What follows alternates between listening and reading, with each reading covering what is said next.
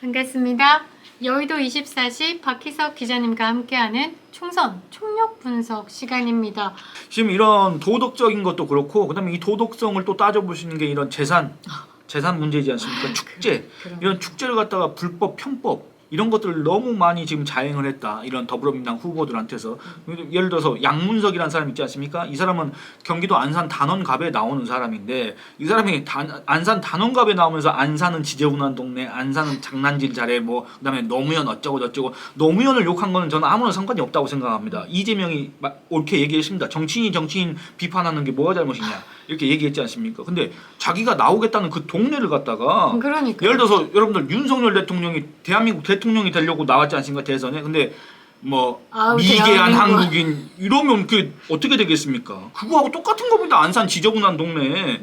그러니까 이런 양문석이 이제는 뭐냐면 그 재산 형성 과정에서 대학생인 딸을 자영업자로 만들어갖고 대출을 받았다. 11억을 대출을 받았다.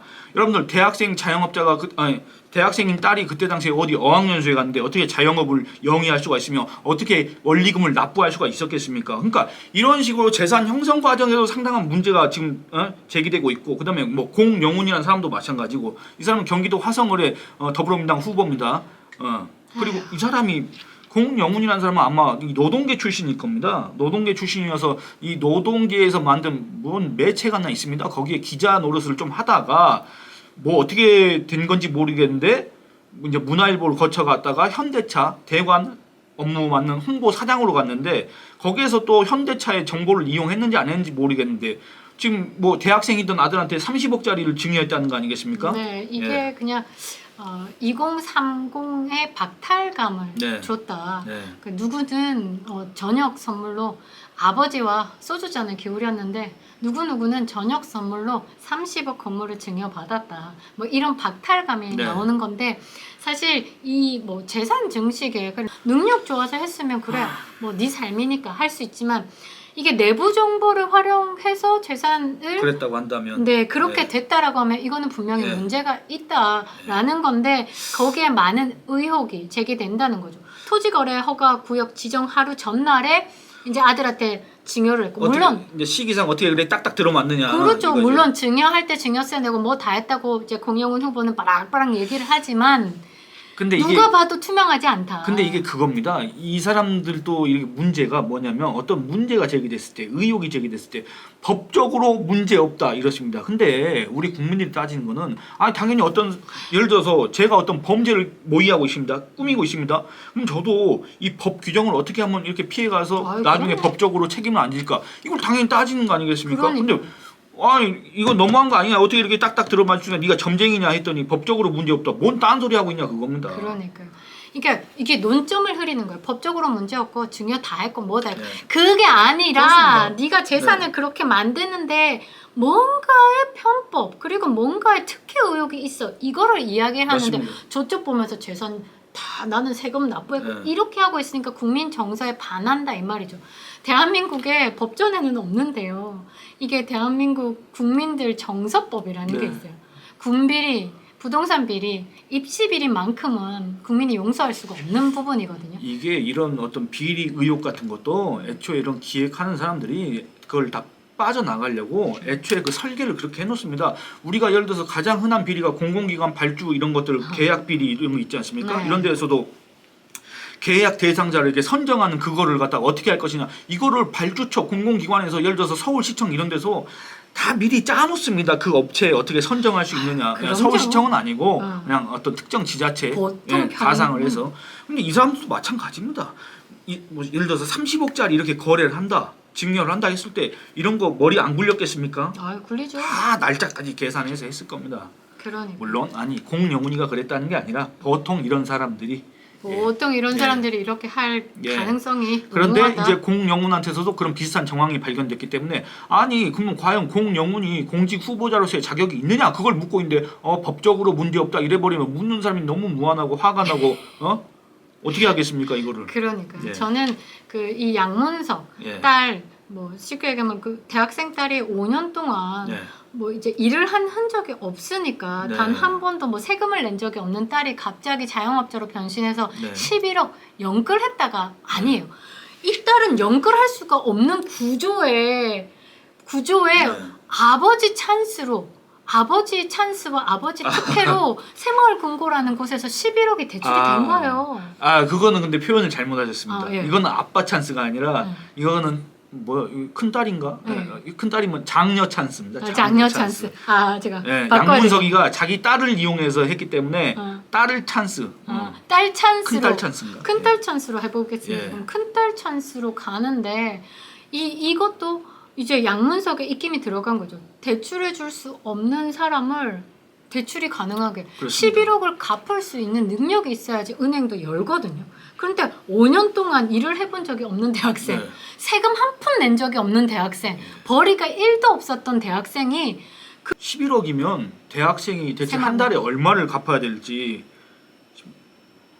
그러니까 이 아무것도 일해본 적이 없고 흔적조차 찾을 수 없는 딸이 11억을 새마을금고에서 주택 구입 자금으로 대출을 해줬다는 것도 문제고 하기 위해서 편법으로 서류를 밀어 넣은 것도 문제고 지금 거기 살고 있는 게 문제가 아니에요. 제가 지금 말씀하신 동안에 네네, 계산을 해봤습니다. 음. 대출을 11억을 받았을 때 그리고 지금 현재 대출 금리가 얼마인지 모르겠습니다만 네. 가장 이제 싸게 해서 한 연 이자가 한 3% 정도 된다.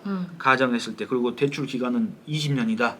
했을 때 한 달에 얼마를 상환해야 되냐면 네. 610만 원을 내야 됩니다. 610만 원. 아유.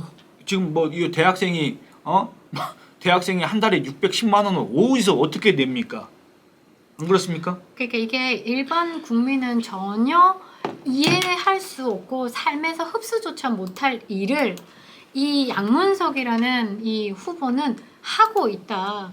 이게 이재명이 이 양문석을 아무리 쉴드 치려고 해도 이런 부분에서는 할 수 없다. 그리고 대출을 받았을 때 그때 당시에 그 장녀는요, 캐나다 밴쿠버에 어학연수를 가 네. 있었습니다. 예. 이런 상황들이 국민이 이해 가능할 뇌에는 전혀 어떤 것도 흡수할 수 없다는 거죠. 아니 그러니까 저도 집을 마련할 때 네. 대출 저도 연끌을 했습니다. 하우스 푸어 비슷한데 근데 저 만약에 저는 뭐 11억 이런 대출을 받아본 적도 없고 저 한 달에 이렇게 냈다가는 파산이죠. 파산 애초에 못 빌립니다.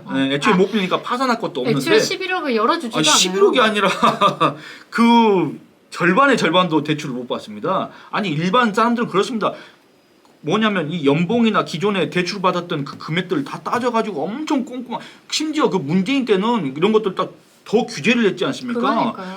그리고 제가 지금 양문석이가 신고한 재산 내역을 봤더니 이 딸이 자영업을 한다는 딸이 11억을 대출 받았지 않습니까? 한 달에 610만 원씩 상환을 해야 되지 않습니까? 그것도 한 달도 빼놓으면 안 됩니다. 20년 동안 240개월 동안 쭉 한 달도 빼놓으면 안 됩니다. 근데 이 장녀의 재산. 예금이 네.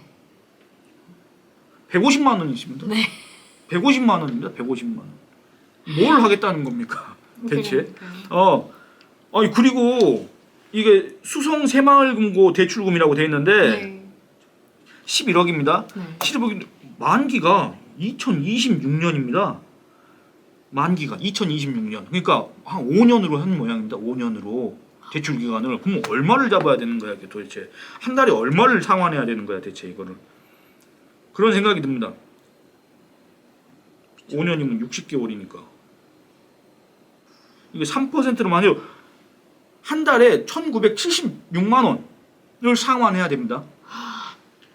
아니 이 대학생이 예금이 150만 원밖에 없는 이 20대 여성이 한 달에 2천만 원 가까운 돈을 원리금을 상환해야 된다 그 얘기입니다. 여기 그렇게 나와 있습니다. 2026년 4월 7일 만기. 그러니까 이게 현실적으로 불가능한 일. 그러니까 이 부분에 대해서는 뭐 이재명 당대표 같은 경우는 덮고 갈 수는 없을 것이다. 빠르게 지금 민주당 같은 경우도 이 부분에 대해서는 정리가 필요하다. 네. 그리고 보수 입장에서도 이렇게 재산 증식 이런 부분에 대해서 이상함을 감지했는데 어느 정도 수용할 수 있는 범위를 넘어선 이런 부분에 대해서는 네. 성명 발표 꾸준하게 해서 이 지역구에는 공천 취소가 될 수 있도록 하는 것도 국민의힘의 전략이 될 수 있다. 그렇게 봐야 되는데 이 양문석은요. 그 공천 심사할 때 도덕성 점수가 0이었어요. 공천 심사할 때 공관위원들이 이런 막말 논란에 대해서 물어보니까 그건 무슨 상관이냐고 이렇게 저돌적으로 나와서 도덕성 점수에 0. 그러니까 제가 볼 때는 도덕도 안 갖췄지, 뭐 기본적으로 국민 정서에 반하는 부분에 대해서 죄송함도 없지, 그냥 저는 부동산 업자로 나가는 게 가장 좋지 않을까. 국민을 대변한다는 그런 자리에 어울리지는 않는 사람이다. 그러니까 아까 얘기하실 때 제가 또 다른 걸 찾아봤는데 전 이 사람 직업이 너무 궁금했습니다. 솔직히 양문석 얘기는 최근에 많이 들었는데 대체 뭐 하던 사람인가 봤더니 이 사람이 이제 성균관대학교 유학과를 나왔답니다. 그 유학이라는 게 그 옛날 그 유교 유학과 그걸 나왔답니다. 그래서 이제 성대 신방과 뭐 정치학 신방과에서 정치학 석사학위를 취득했는지 모르겠는데 그러고 나서 전국 언론노동조합 여기가 아니라 언론노조 민노총 산하의 언론노조 집행위원 미디어스라는 인터넷 매체 편집위원 미디어 오늘 논설위원 데일리 서프라이즈 객원기자 언론개혁 시민연대 집행위원과 사무총장. 아니 여기에서 무슨 억대 연봉을 받았습니까? 아니 이 사람 무슨 미디어스라는데 미디어 오늘이라는데 데일리 서프라이즈 객원기자가 한 연봉이 한 4억 5억씩 되는 됩니까? 어떻게 이거를 감당했습니까? 시민단체 그리고 뭐 노조 끼고 있으면 회계가 투명하지 않다라는 의혹을 가지고 있죠. 그런 부분에 대해서 조금 득을 취하지 않았을까라는 또 생각을 제가 개인적인 생각을 해보는데요. 이런 좌파들의 사고로 나라가 좀먹고 있다 판단하고 있습니다. 이 사람이 그러니까 이 민주당 추천으로 방통위원을 2번이나 했습니다. 이 방통위원이 차관급이지 않습니까? 그러니까 그때도 마찬가지고 지금도 이 차관급이면 연봉으로 따지면 1억이 넘을 겁니다. 지금은 아마 1억 한 중반대 정도 됐을 텐데 그러니까 이렇게 번다고 하더라도 이거는 일반적인 근로자에 비해서 3배 정도, 4배 정도 버는 금액 아니겠습니까? 근데 이렇게 번다 그래도 한 달에 원리금으로만 2천만 원을 감당할 수 있는 사람은 우리나라에 몇 명 없습니다, 사실은. 그러니까. 그 몇 명 없는 사람 중에 한 사람이 양문석 왜 하필 양문석일까? 왜 하필 양문석이 또 더불어민주당일까? 여러분들 이거는 어떤 준비된 자료가 없이 이제 즉석에서 너무나도 궁금해가지고 검색한 결과 아니 이게 말이 안 되지 않습니까? 여러분들 상식에도 너무 안 맞지 않습니까? 그러니까 이런 사람을 더불어민주당은 이 자료 한 번도 안 보고 공천했습니까? 이 저 같은 평범한 사람이 딱 봐도 너무나도 뭔가 이상한 것 같은데? 아니지. 그 민주당이 생각하는 그 공천 심사에 통과할 수 있는 만큼은 됐다. 다 그렇게 하니까. 조국도 이제 펼쳐내는 논리가 다 입시 비리범인데 나만 걸렸어. 이런 느낌이잖아요. 지금 양문석도 그 주변 사람들이 다 그렇기 때문에 통과가 된 거예요. 제가 볼 때는 약간 돈도 벌고 권력도 잡으려고 욕심이 과했다. 패가망신한다. 둘 중에 하나만 했었어야 되지 않냐. 욕심의 화를 불렀다. 아마 이들 입장에서는 욕심의 화를 불렀다 정도로 지금 이것을 평하지 않을까 저는 보고 있습니다. 왜냐면 그들은 다 하는데 안 걸리면 땡큐. 걸리면 나 재수없어. 이런 식으로 지금 모든 것을 해결하고 있기 때문에 제가 볼 땐 우리 입장에서는 아니 이런 사람이 어떻게 이거를 통과돼? 이렇게 얘기하지만 그들의 입장에서는 가능하다. 저는 그렇게 보고 있습니다. 마무리를 정리를 한번 해보면요. 이 지역구의 의석수 한석도 국민의힘에게는 굉장히 큰 힘이 된다. 지금 빠르게 계속 이 재산 증식에 대해서 뭔가가 있다. 이 부분에 대해서 언론과 접촉 많이 하고 지금 국민의힘 대변인단들 내용 빨리 풀어서 펼쳐내셔야 합니다. 국민이 지금 받아들일 수 없는 수준이 이게 국민이 받아들일 수 없는 수준이에요. 빨리 이렇게 정확한 정보를 왜곡 없이 펼쳐내서 국민들이 인식을 하게 만들고 이 부분을 이제 반하게 만들어야 되겠죠. 그러니까 이게 뭐 국민의힘도 어느 정당이든 간에 상대 당 경쟁자한테서 이런 게 나올 경우에는 그냥 몰아쳐야 됩니다. 정신없이. 그러니까. 근데 뭘 지금 이렇게 여유롭게 뭘 하고 있는 건지 저는 잘 모르겠습니다. 참으로 고와요. 전부 다. 진짜 몰아쳐야 됩니다. 불의와의 싸움을 지금 하고 있다. 이거에 불의를 해나고 있는 저 사람 저 후보에 대해서는 자격 없다 이러고 이제 지금 국민의힘 몰아쳐요. 지지층 입장에서는 이제 아, 그렇게 그렇죠. 생각할 수 있는. 그렇죠. 지금 관찰자적 예, 입장이지만 저는 충실히 국민의힘에 두 발을 담그고 있기 때문에 강하게 쏘아붙이겠습니다. 예. 오늘 영상은 여기서 마치도록 하겠습니다. 감사합니다. 감사합니다.